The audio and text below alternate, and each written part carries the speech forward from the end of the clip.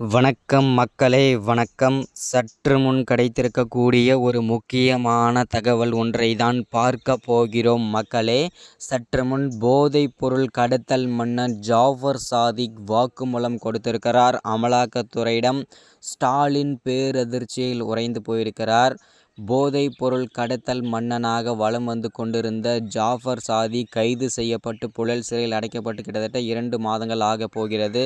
அவர் இதுவரை வாயே திறக்கவில்லை. தற்போது வாக்குமூலம் அமலாக்கத்துறைக்கு கொடுத்திருக்கிறார். இதனால் முதல்வர் ஸ்டாலின் பேரதிர்ச்சியில் உறைந்து போயிருக்கிறார். இவருக்கும், அதாவது முதல்வர் ஸ்டாலினுக்கும் ஜாஃபர் சாதிக்கும் என்ன சம்பந்தம், அவர் என்ன வாக்குமூலம் கொடுத்திருக்கிறார் அப்படின்றத பற்றி தான் இந்த ஒரு காணொலியில் நம்ம தெளிவாகவும் துல்லியமாகவும் பார்த்து தெரிஞ்சுக்க போகிறோம் மக்களே. அதற்கு முன்பாக நமது அரசியல் நியூஸ் சேனலுக்கு நீங்கள் புதிய பார்வையாளராக இருந்தீர்கள் என்றால் மறக்காமல் நமது அரசியல் நியூஸ் சேனலை சப்ஸ்கிரைப் பண்ண மட்டும் மறந்துடாதீங்க. சப்ஸ்கிரைப் பண்ண உடனேயே பக்கத்திலே ஒரு பெல் பட்டன் வரும். அதை கிளிக் பண்ணி ஆல்ன்ற ஆப்ஷனில் போட்டு வச்சுக்கோங்க. தொடர்ந்து நம்ம வீடியோ போட்டோம்னா உங்களுக்கு நோட்டிஃபிகேஷன் வந்துடும் மக்களே. அதை பார்த்து தெரிஞ்சுக்கலாம். இன்றைக்கான அரசியல் நியூஸ் என்ன, இன்றைக்கான அரசியல் அப்டேட் என்னன்றதை தெளிவாகவும் துல்லியமாகவும் நமது அரசியல் நியூஸ் சேனலில் தெரிஞ்சுக்க முடியும். நீங்கள் மறக்காமல் வீடியோவை லைக் பண்ணுங்கள், மறக்காமல் வீடியோவை ஷேர் பண்ணுங்கள். ஓகே, வாங்க வீடியோக்குள்ளே போகலாம்.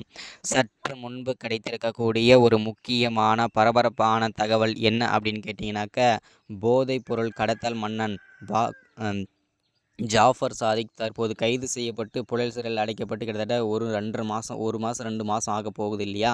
இவர் கைது செய்யப்பட்டு இருக்கும் வேளையில் இவர் தற்போது வாக்குமூலமாக அமலாக்கத்துறையிடம் ஒப்புக்கொண்டு விட்டார். அவர் என்ன வாக்குமூலம் கொடுத்திருக்கிறார் அப்படின்னு பார்த்தீங்கன்னாக்க, இதுவரை நாங்கள் யார் யார் இந்த போதைப் பொருளில் கடத்தல் வழக்கில் கூட்டாக சேர்ந்து செயல்பட்டோம், எவ்வளவு கோடி பணங்கள் வந்தது, எவ்வளவு கோடி போதைப் பொருட்கள் வெளிநாடுகளுக்கு கடத்தினோம் அப்படின்றத பல வாக்குமூலமாக அமலாக்கத்துறையிடம் ஒப்புக்கொண்டு விட்டார். இதனால் முதல்வர் ஸ்டாலின் பேரதிர்ச்சியில் உறைந்து போயிருக்கிறார்.